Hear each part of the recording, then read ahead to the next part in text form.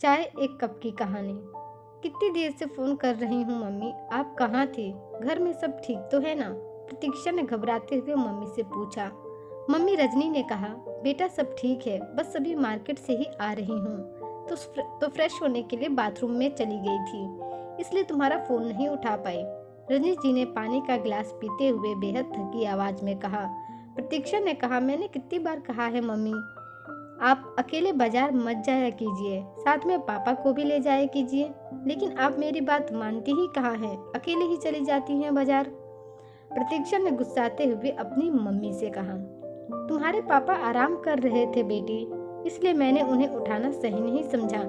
इतने सालों तक उन्होंने दिन रात मेहनत की है, अब उन्हें रिटायरमेंट की लाइफ मिली है तो मैं उन्हें आराम करने देना चाहती हूँ।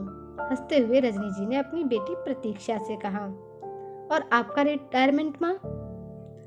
रजनी जी कहती है, बस बेटा एक कप कोई चाय बनाकर पिला देता तो अच्छा रहता, बस यही एक इच्छा रह गई है।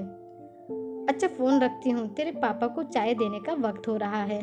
मुस्कुराते हुए उन्होंने फोन डिस्कनेक्ट किया और पतीले में पानी चाय पत्ती डालकर गैस पर चढ़ा दिया। पास रखी कुर्सी पर बैठकर वो सोचने लगी, 3 बहनों में मैं सबसे छोटी थी। जब उसकी दीदी चाय बनाती थी तब वो चाय पीती भी नहीं थी, और जब चाय पीने लायक हुई तो दीदियाँ अपने ससुराल चली गई तो उसे ही अपने लिए चाय बनानी पड़ती थी।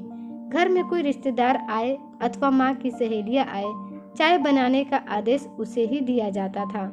दीदियाँ भी ससुराल से मायके आती तो चाय के लिए उसे ही आदेश देती थी। शादी के बाद ससुराल आई तो दुर्भाग्य से यहाँ पर भी उनकी एक जेठानी थी, जिन्होंने चाय बनाने की जिम्मेदारी उन्हें ही दे दी। उनकी बड़ी इच्छा होती कि कभी वो भी आराम से बैठे और कोई उन्हें प्यार से चाय का एक कप थमा दे। कुछ सालों के बाद उनके पति का तबादला दूसरे शहर में हो गया। उनके बच्चे भी बड़े हो गए थे। तब कई बार उन्होंने बेटी को कहा कि प्रतीक्षा, आज बहुत थक गई हूँ, एक कप चाय बन। मम्मा मुझे कॉलेज के लिए देर हो रही है। वो अपनी बात पूरी भी नहीं कर पाती कि बेटी तपाक से कहती और बाहर निकल जाती। पति और बेटा तो किचन में पैर रखना ही अपनी तौहीन के खिलाफ समझते थे। समय बीतता गया, बेटी शादी करके चली गई तो नौकरी वाली बहू घर आ गई, लेकिन उनकी दिनचर्या में कोई परिवर्तन नहीं आया। बेटे के साथ बहू को भी चाय का कप वो ही थमाती थी। अब बहू बेटे विदेश में सेटल हो गए और पति रिटायर होकर घर में ही अपना समय व्यतीत कर रहे हैं। दोनों पति पत्नी साथ घूमने जाते और बैठकर घंटों इधर उधर की बातें करते, पर आज भी खुद के लिए चाय उन्हें ही बनानी पड़ती थी। हालांकि उनके घर की साफ सफाई करने वाली ने 1-2 बार उनके लिए चाय बनाई थी, पर उन्हें उसमें अपनों वाला स्वाद कभी नहीं आया। और अब तो वो 60 पार कर रही है, लेकिन अब भी इच्छा अधूरी ही है। तो कभी कभी मुंह से निकल ही जाता है कि कोई मुझे भी। तभी उनकी नाक में इलायची की खुशबू आई तो उनकी तंद्रा टूटी। अरे मेरी चाय, कहते हुए उन्होंने अपनी आंखें खोली तो देखा कि सामने उनके पति अपने हाथों में चाय के 2 कप लिए मुस्कुरा रहे थे। अरे ये क्या, आप चाय? रजनी जी आश्चर्यचकित थी।